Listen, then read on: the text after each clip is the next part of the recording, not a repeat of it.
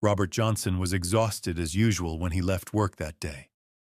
Walking toward his luxury BMW, he noticed an old envelope wedged under the windshield wiper. At first, he was about to get angry. Who dared to touch his car?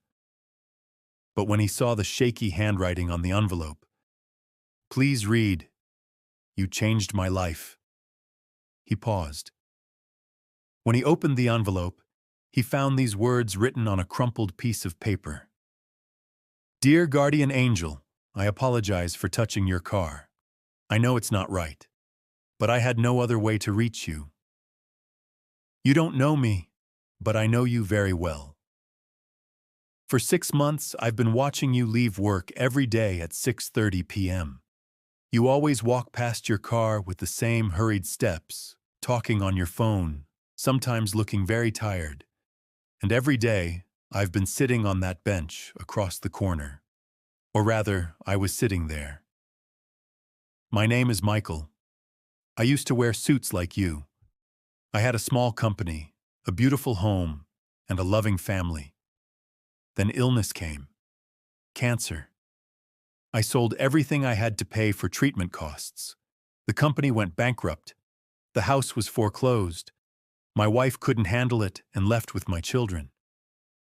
She said, 'You're no longer a husband and father to me. You've become a burden.' I've been homeless for 6 months. In the early months, I didn't think about begging. I was too proud. Then hunger proved stronger than pride. But every time I looked at your shiny car, I thought about how unfair life was. Anger was growing inside me. I wish I were in his place, I would say. Sometimes I even had very dark thoughts. 2 months ago, I became very ill. The cancer had returned, but this time I didn't have the strength to get treatment. My fever was over 104 degrees Fahrenheit. I couldn't breathe. That night it was raining.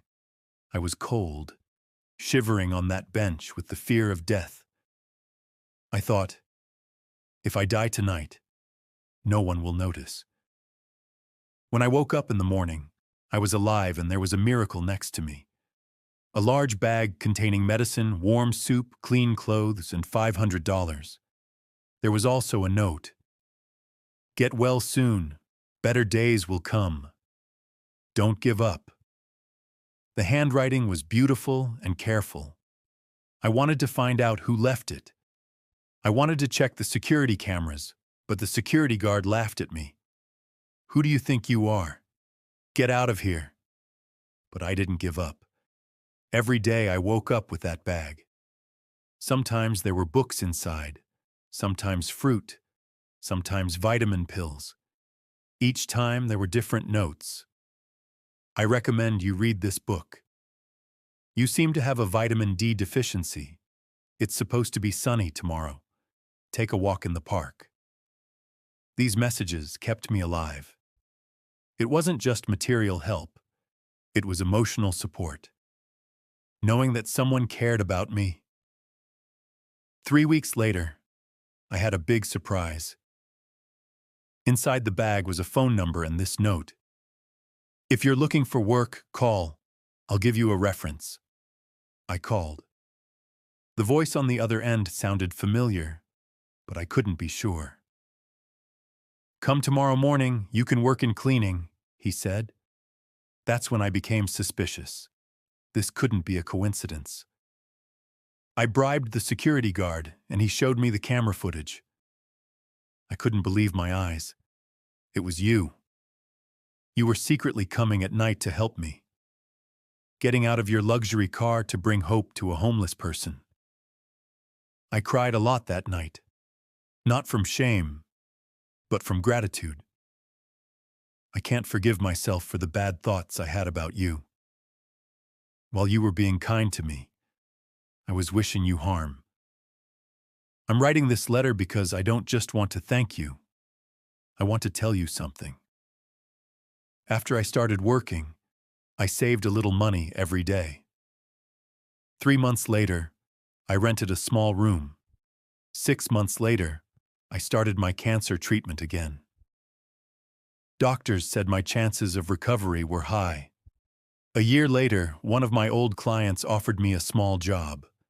Today, exactly 2 years later, I now have my own small business. I'm a homeowner. And most importantly, my ex-wife has allowed me to see my children. They were so happy to see that their father was back on his feet. But what I really want to tell you is this. I now help others too. Every week, to the new homeless people sitting on that bench. Secretly, just like you did for me.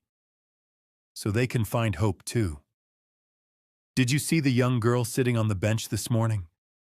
She's a college student kicked out by her family.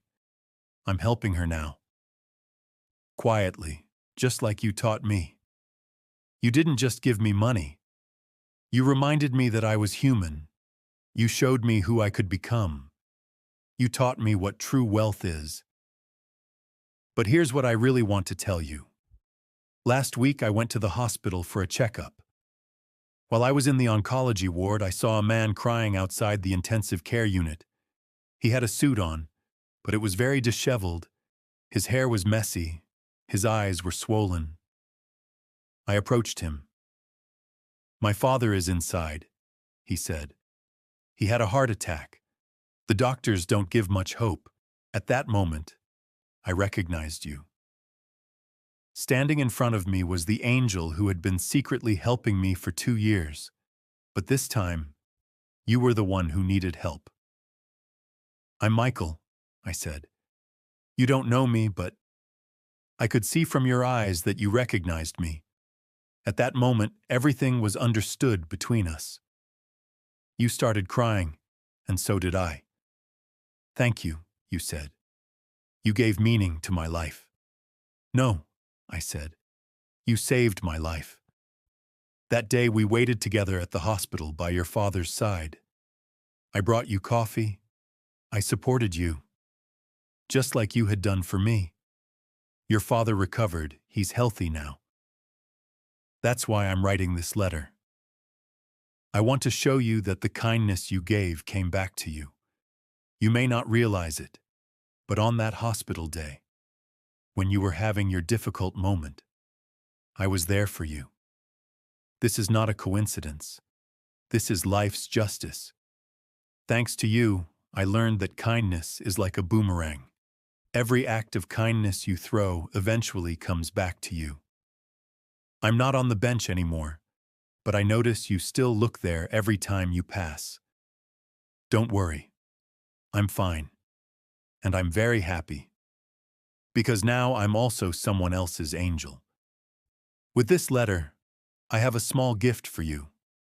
When you look in the back seat of your car, you'll find the prayers I wrote to support you during the days your father was in the hospital. Because I could understand during those days. You were also once someone who needed help, and someone had helped you. That's why you were able to help me. May the chain of kindness never be broken. With love and respect, Michael, the man who now brings hope to others. P.S. I'm getting married next Wednesday. My fiancée is that young girl who was sitting on the bench. She's grateful to you because you brought us together too. You're invited to the wedding. The address is written on the back. Please come.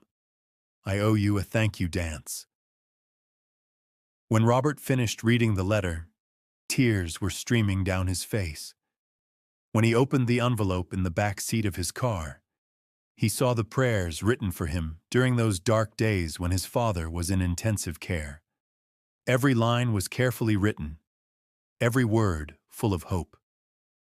That evening at home, he told his wife, "Today I learned the most beautiful lesson of my life. I thought I was saving Michael, but actually he saved me." His wife asked, "What do you mean?" When Dad was in the hospital, that strong man who was with me turned out to be the homeless man I had been helping. At that moment I realized, when we do good, we're actually helping ourselves. The following Wednesday, Robert went to Michael's wedding. He was introduced as the groom's friend. But Michael took the microphone and said, "This man saved my life. But today I realized that I saved his life too." That's what kindness is like. When you give it, it multiplies. Everyone was crying at that wedding because everyone could understand. Sometimes it's our soul that's homeless. Sometimes it's our heart that's rich. And sometimes the person we're trying to help is actually the person who helps us the most. Michael and his wife now live a small but happy life. Robert still passes by that bench every evening, but now someone else sits there, and Robert stops and helps. Because he learned. True wealth is the only thing that grows when shared.